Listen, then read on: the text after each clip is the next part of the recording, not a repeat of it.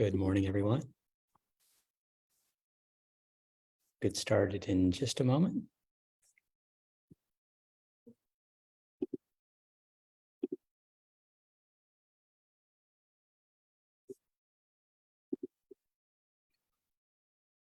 Good.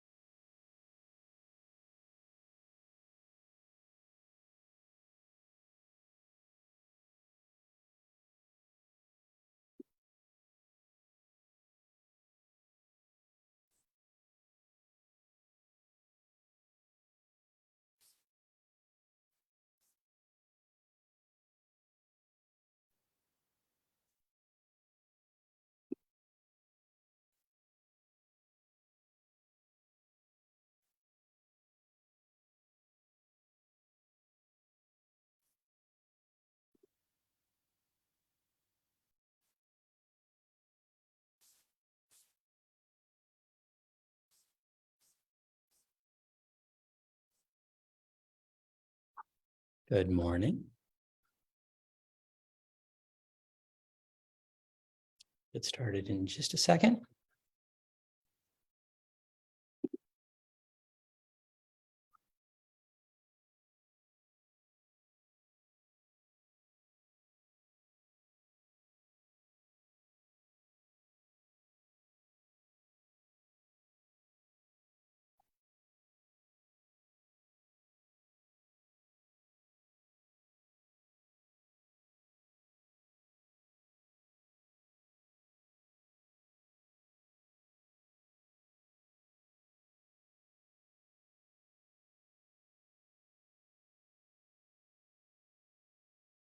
Okay. Good morning, Sunnyvale. Welcome to my weekly virtual office hours. This week is pre-Thanksgiving, of course, but our virtual background, our early virtual background is from Trader Joe's. And I don't know if people have noticed this mural, but this is one of the murals of Trader Joe's of basically an Abbey Road mural of the Beatles walking along Murphy Avenue. So if you haven't noticed that in your visits to Trader Joe's, it's hidden away on one of the walls as far as that's concerned. Let me go ahead and clear out my weekly mural. Perfect. You'll see that let's go ahead and get started, but you can see that I am not in Sunnyvale, my normal spot. So we're taking a few days away. But good morning. I'm Sunnyvale Mayor Larry Klein. Thanks for joining me again this week. This is the 139th installment of my weekly virtual office hours. Hope everyone is doing well, staying healthy. You know, I'm still recovering from shoulder surgery. So it'll just starting kind of at home physical therapy right now, but we've now reached 977 days since the March 16th, 2020 county health order started the shelter in place in an attempt to slow the spread of COVID-19. You know, more than 2.5 years ago, I converted my weekly coffee shop office hours into this weekly live stream address. And until last week's shoulder surgery, hadn't missed a week since. But people still say that they appreciate hearing from their mayor each week, whether or not they're watching this live or watching this video delayed. You know, these weekly addresses allow me to take stock over the last few weeks, provide you some updates, some general words of encouragement, and, you know, answer some of your questions, which people really appreciate. Thanks for allowing me to continue to represent you and work for Sunnyvale as much as I can. Most Fridays, I follow up this live stream address with in-person meetings at Being Seen on Murphy Avenue. You know, I won't be there today, of course, but if you want to meet with me in one of the upcoming sessions, you know, just email me and you can reserve a 15-minute or 30-minute time slot. And we can talk about whatever issue, whatever topic, whatever idea that you might have about Sunnyvale. So let's go ahead and talk about what's happened at the federal, state, county, and city level over the last 2 weeks. Last Tuesday, of course, was election day, and the news has been all over the news. Has been focused on state and national and some local elections. But let me go through a few of the races that affect us. I'll skip over the national elections, although it looks like it's final that the Democrats did maintain the Senate, but they did lose the House. Although, there's a few races that still need to be called, but that seems to be fairly final at this point. From a state standpoint,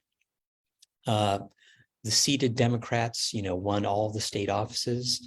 As far as the state prepositions, Prop 1, the constitutional right for reproductive freedom, is now a constitutional amendment that passed with about 2/3 of the voters. It reaffirmed the importance of women's reproductive rights. And then as far as the two ballot measures on online gambling, both Prop 26 and Prop 27 failed. Prop 28 passed, which I thought was really good. It was one of the ones that Sunnyvale City Council had been endorsing.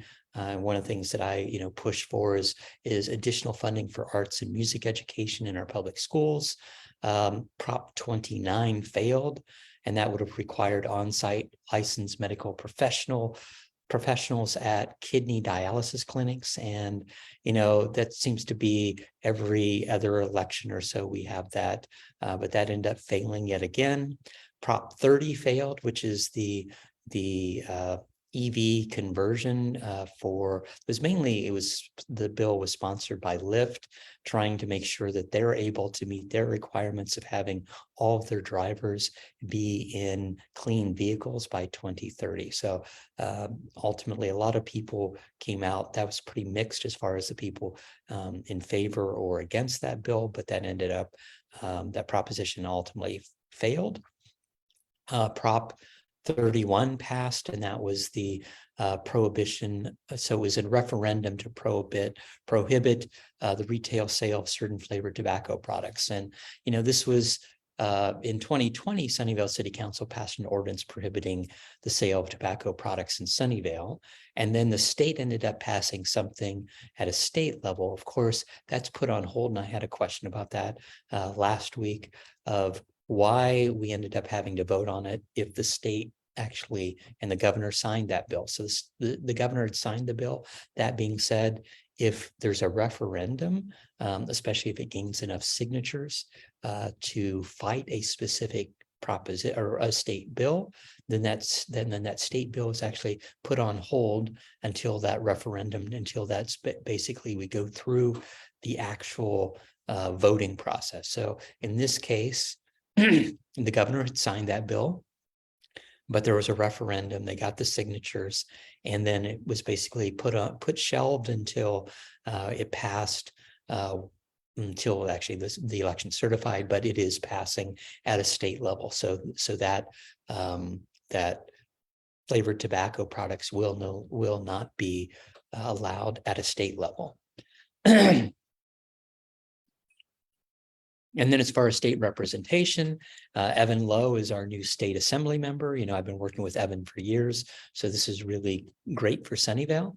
I have a good working relationship, and I think his being part of his new district office will be very good. And that new district, so when it was defined, that district didn't have a seated assembly member. So it's Cupertino, it's Sunnyvale, Santa Clara, and a little bit of San Jose. So that's the new district that Evan will be representing. And then as far as our state senator, Aisha Wahab will be our new state senator. And so she is a council member from Hayward. I've met with her. She's will be a really good state senator. And I think, so she's currently from Hayward, but we ended up during the redistricting process, being added to Senator Wajkowski's district. And so this is from Sunnyvale all the way up to Hayward. basically bringing that kind of the eastern side of the bay. So we have a lot of commonality as far as that's concerned, looking at sea level rise and lots of issues and lots of common issues between, Fremont and Hayward and Sunnyvale, and kind of that that tech center as far as, dealing with issues along the bay there. And then as far as Sunnyvale district elections, as I said, months ago, we canceled the District 1 election. So that's the southwest Sunnyvale portion where Linda Sell was the only qualified person who had filled out all the paperwork. So that saved the city about $20,000, but she's actually been doing some door knocking and going door to door to make sure that people know that she's the new district council member for that area. As far as the District 3 election, it's still too close to call. It's a tight race between Justin Wang and Merle Srinivasan. They have about, I think it's only a 12 vote difference last I checked. And so, so we'll still see there's about 91% of all the mail-in ballots counted. So, we're still seeing how, those votes, and every time it updates, that seems to toggle back and forth. So we'll see that there will most assuredly be a recount in that election. And then as far as District 5, so that's from the Caltrain tracks to 101. Richard Mellinger ended up taking that district. So, I think we'll definitely have 3 new great district council members as we do that district transition in January. And then last Wednesday, we had a ribbon cutting. So Wednesday morning, we had a ribbon cutting ceremony for the Fair Oaks Bridge. This has been about a 2-year process to renovate that bridge. And we've renovated it. It's, I think, our 3rd bridge in the last about 10 years that we've renovated, but it's ensuring that the bridge and its foundation are structurally and seismically sound, which is critical. But it also added some safety and access improvements. It enhanced the intersections at Kiefer and Fair Oaks and Evelyn and Fair Oaks. It improved the alignment of Hendy Avenue that goes underneath the bridge. Right there by Home Depot. And then there's wider bicycle lanes and a new pedestrian sidewalk along the east side of the bridge, which, is really important when you start looking at the access. The old bridge that went, kind of through the Home Depot parking lot over the Caltrain tracks was not, the best bridge, to say the least. And so part of that renovation was taking that bridge down and making a pedestrian path along Fair Oaks Bridge itself. This week has actually been a relatively slow week, which is great for me as I continue to recover from my surgery. On Tuesday night, there was a vigil at the community center, and this was a vigil for solidarity against hate. Sunnyvale joined the United Against Hate Week efforts last year, and I was really happy about that commitment. And this vigil was reaffirming Sunnyvale's community commitment to unity. And I just want to thank everyone who joined to stand against racism, bigotry, and intolerance. The city provided actually candles and posters for those attending. And I heard, that Vice Mayor Cisneros did a great job, and Pastor Kim had a really moving talk. And so I thank them and for everyone who spoke and joined that. I heard it was a little chilly evening. I'd already taken off for a quick vacation away, so it's good to get away for a few days. Let's go ahead and get to our weekly COVID numbers. The COVID numbers across the nation have ticked upward slightly. From a national standpoint, we've now reached 98.1 million cases. That increased about 500,000 in the last week or so. And then nationally, we've had 225 million people fully vaccinated, and 49% have received a booster. So that's actually very positive. More than 84% of those 5 years and older have at least one dose. And then nationally, 78% of adults are fully vaccinated. We still have some people passing away with COVID, only about 2,000 in the last week. So that brings our count to 1,073,000 that have passed away with COVID. As for California, we've now reached 10,573,000 positive cases. We've seen a slight increase in the daily average. So we now have 3,500 new cases a day. That's up from 2,500 or 2,800 last week, 2,500 the week before that. We were 3,000 about a month ago. So we're still in the 3,000 numbers, but we are seeing an uptick. Our test case positivity is now 6.3% over the last 8 weeks. That's up from 5.3% last week. And we've had another 150 deaths around California. That brings our total to over 96,000 deaths because of COVID. From a county standpoint, we've now passed 442,000 cumulative cases. That's only up about 2,000 cases, about the same as last week. And we had no additional deaths over the last week. So our case count is still, our death count is still 2,513 deaths. More than 95% of those 18 and older are fully vaccinated, and 70% of those that are eligible for the booster have already received it. I continue to spend a lot of time advocating on our city's behalf at the county level, at the state level. Still have discussions with county health and our supervisors. As far as testing, the county did bring back testing, COVID testing at the Sunnyvale Community Center, and it's on the first and third Thursdays of the month. So it was here yesterday, and it'll be back on December 1st. So you can just go to sccfreetest.org to figure out where in the county you can get tested. You can also RSVP, so basically reserve your spot when it's at the community center next, about a week before that actual test date. And then as far as getting vaccinated, you can go to sccfreevax.org if you need to get vaccinated.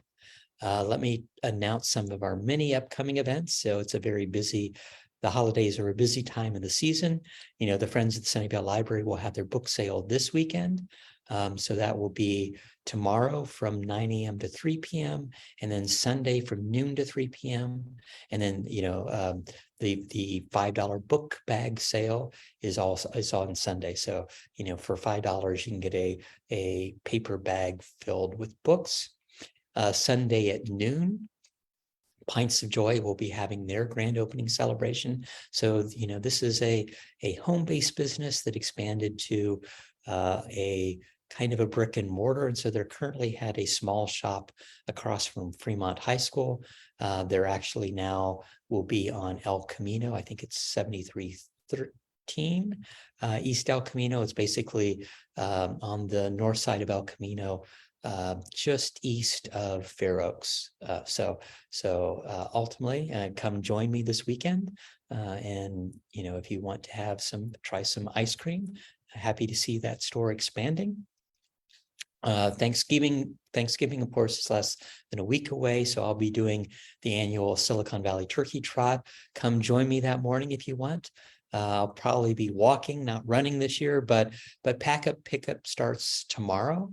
And it's at Sports Basement in Sunnyvale on Kern Avenue. So you can still have plenty of time to sign up. You can, but when you do your packet pickup at Sports Basement, you also get a discount on purchases at Sports Basement. So you can start that early Christmas shopping if you want, but definitely consider joining. Ultimately, that Turkey Trot provides a lot of resources and a lot of funding to multiple service organizations here in Sunnyvale, as well as around the county. And of course, next Saturday is Small Business Saturday. Please remember to shop local. And of course, next Thursday is Thanksgiving. So hopefully people will be enjoying Thanksgiving. City offices will be closed, and a lot of stores will be closed as far as Thanksgiving. It's happy to see that a lot of the stores that would normally be open for that Black Friday and Thursday are actually taking some time off and closing. And since we're in that holiday season, let's talk about what's upcoming in December. The 23rd annual holiday tree lighting celebration happens on the first Saturday in December. And that'll be happening at 5 p.m. along historic Murphy Avenue. We'll light the tree. Santa will be there. There'll be carolers, choirs, dance groups performing also. And then we'll also unveil the Sunnyvale Gingerbread Village. So we built our first village last year and it was on display at the library, and we're doing it again this year. So if you're interested, you have until December 2nd to create your gingerbread house. And then after being displayed on Murphy Avenue, they'll be transported to the Sunnyvale Public Library for display in the library from December 4th through January 3rd or January 7th, sorry. And that same evening, when we're doing our tree lighting, the Caltrain holiday train will be coming.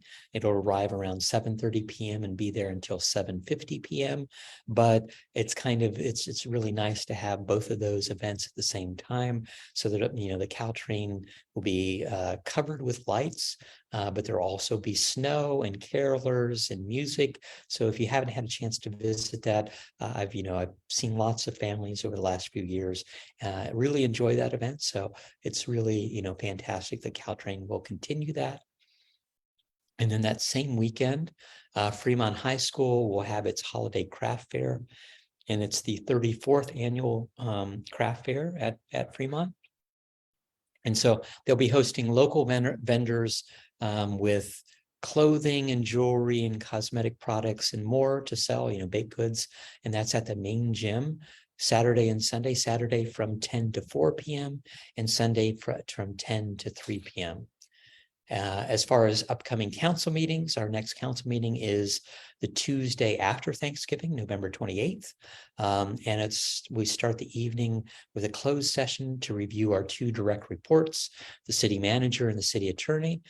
So, ultimately, that's our yearly chance to give them feedback. And so that's a closed session. And then as far as our main meeting, we'll continue a potential amendment to the downtown specific plan for block 20.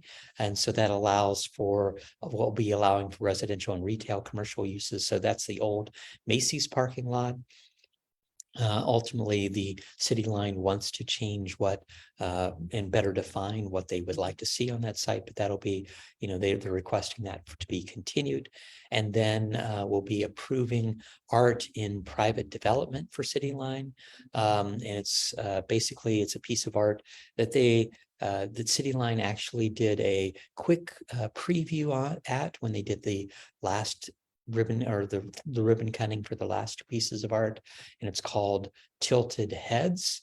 But they'll be looking to do that temporarily at the Redwood Square, or somewhere actually I think currently in the park across from Whole Foods, and then relocating that into Redwood Square when Redwood Square opens up sometime in the next year. Finally, we'll look at adopting a resolution establishing our Human Relations Commission.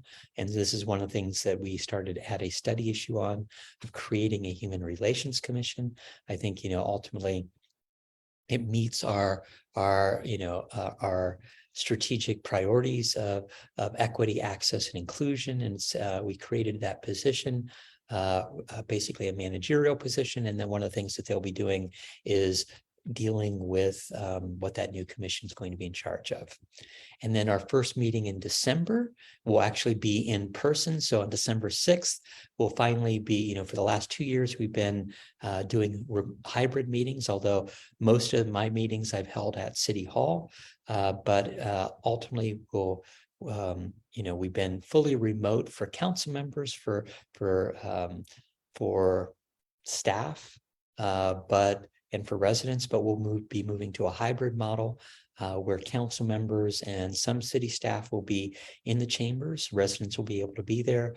I'm hoping that all of our council members will be able to attend. And I already know that several residents are planning to finally be back in that first, back in the city chambers. And then as far as that evening, we'll be considering several things. We'll consider a revised cricket stadium proposal for the study for a cricket stadium at Baylands Park, and it's more of a cricket field, not a full stadium anymore.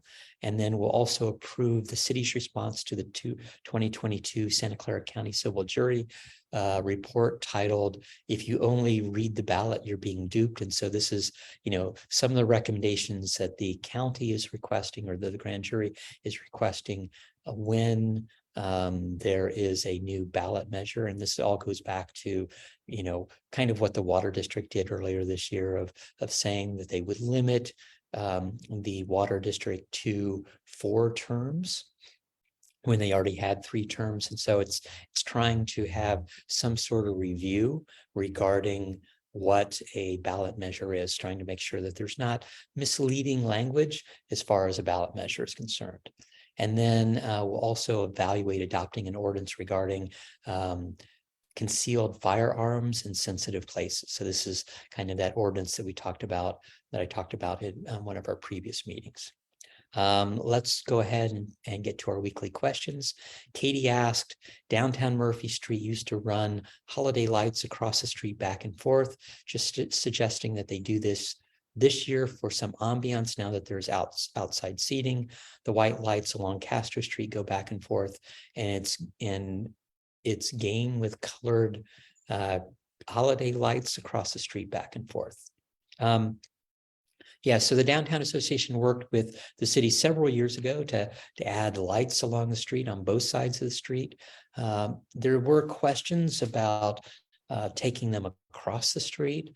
I think it was mainly because of fire truck access down the center, because of the height of those lights. And so I think that was an ongoing question, but I'll bring it up again when I talk to city staff and the Downtown Association. Definitely, I think that there's, it's making Murphy Street more lively is always a fantastic thing, whatever we can do as far as that's concerned. Nikki asked, thank you for doing this. I do have a question. Smoking in multi-tenant buildings is illegal now. My complex has habitual smokers smoking every day for years. Landlord will not act to resolve. Sunnyvale Neighborhood Protection can do nothing except audit for no smoking signs. So who is actually responsible and capable of enforcing a smoking violation? So I'll actually need to check on this. I would think that neighborhood preservation can issue warnings and then possibly having public safety issue a fine. But I'll check with the city attorney. Council several years ago outlawed smoking within all multifamily residential developments to prevent the issues, of course, secondhand smoke, because most of the ventilation systems are basically, drawing that air, drawing that smoke, and just issuing it to other places. So ultimately, Nick, I'll find out more information and bring it up here, but whether or not it's working with Project Sentinel, which does kind of neighborhood tenant requirements. And I think, from that standpoint, having, talking to the landlord and saying, ultimately, I don't know if the landlord would be sued or if the tenant would be sued or cited. Let me figure out what that would be. Ravika asked, is Rooster Teeth Feathers still closed? So, I actually communicated with Heather last week, and she does have plans to reopen before the end of the year. So it'll be good to have that comedy club back in Sunnyvale that was there for so many years. Heidi asked, I love the Atari 50 t-shirt. Where can I get one? So yeah, I posted earlier this week about, Atari was actually founded here in Sunnyvale. And this year is the 50th anniversary of when they were founded in 1972. They actually have some interesting few different designs for the Atari 50 t-shirts. I purchased one, and if you take a look at the post, I actually put a link on that post that I did earlier this week, kind of highlighting that Atari was here and highlighting, in front of Rooster Teeth Feathers, because Rooster Teeth Feathers used to be Andy Cap's Tavern, and that's where the first Pong video game actually was. And so there are stories about, how full of quarters that video game would be, that they would be basically stopped up with quarters because the Pong was so popular. And so ultimately, there's a lot of history, tech history in Sunnyvale, and that's one of the stories. Selena asked, is there a calendar or Facebook group where I can find out about Sunnyvale events? So you can see all of my events, and I highlight most of them on my listed calendar at larryklein.com. I will be restarting my newsletter and I'll be updating people soon about what's happening as far as that's concerned. David asked, one of the nice things about the holiday events was having the ice rink downtown during the holiday tree lighting. Does Sunnyvale plan to bring back the winter ice rink this year? So the ice rink was actually sponsored and organized by City Line Sunnyvale. I did communicate with them. They are not going to do it this year because of all the construction going on, and especially, where it was in that parking lot. But it is likely that they'll bring it back next year. And so that's, plan for at least hopefully next year, if not the year after. We'll see how quickly they can get everything finished around Redwood Square. Ultimately they were looking at moving it to the open area at Redwood Square as opposed to the old Macy's parking lot.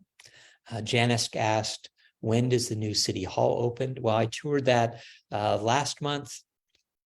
Staff will be moving into the new City Hall in January, and there will be a grand opening sometime early next year, but it's looking fantastic. That front plaza along Olive Avenue is looking great, and then interior looks really good. Eric asked, is Denny's still slated to reopen in the new residential building on Matilda? So yes, the old Denny's was replaced with a 5-story building, at least 5 stories along Matilda, 2 stories along Charles, that has 75 apartments, but underground parking. And ultimately, there is a plan to have Denny's return to the ground floor. The tenant improvements should be starting in the next month or so. And Denny's is supposed to be opening in the spring of 2023. Let me see if there are any comments on today's posting, if I can see them.